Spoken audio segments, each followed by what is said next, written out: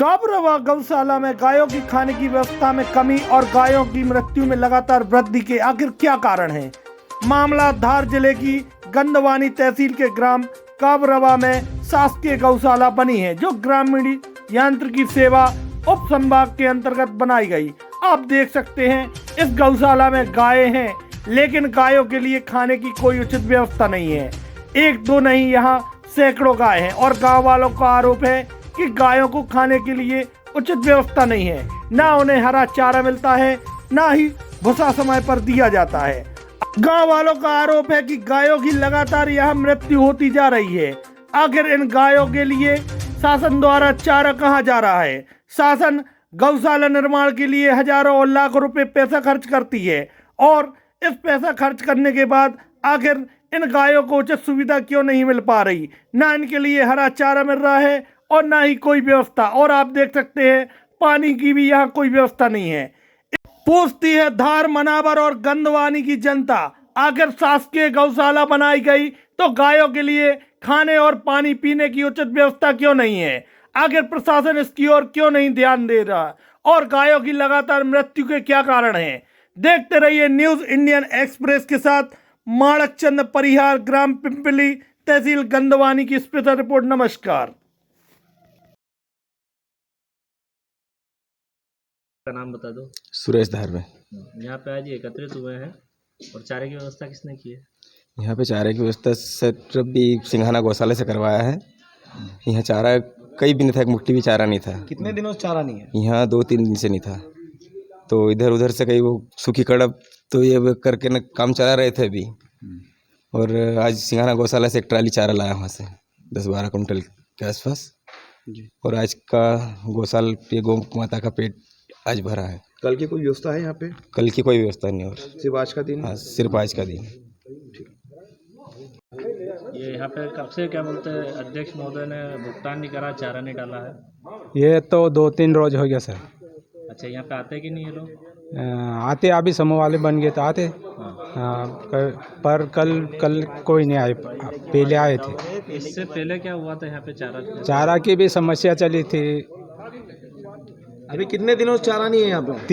2-3 दिन के, 2-3 गाय दिन कितनी से। अभी यहाँ पे? अभी हाँ 70-75 गाय है। अच्छा, हाँ। और इससे पहले कितनी गाय मरी है साल में? मर गई, हो गए 5-7 गाय मर गई। ये चारे की हाँ, कमी से गई? चारा के कमी से भी न सर, ये पैर भी ऐसे चौड़े हो जाते, उसमें भी मरी। हाँ, डॉक्टर वगैरह आते हैं चेक करने के लिए? हाँ, डॉक्टर को बताते, बोल देते तो आ जाते। अभी कोई ध्यान दे रहा है कि नहीं है? अभी सर ये चारे के बारे में है, और दूसरे तो कोई नहीं है।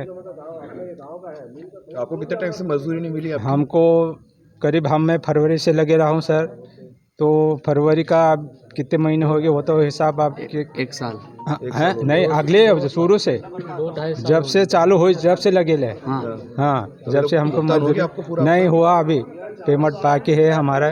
2 साल हो गए। हाँ, 9,000 रुपये महीने क्या से। बोलते हैं सरपंच आपको? अब आएगा जब देंगे, ऐसे बोलते।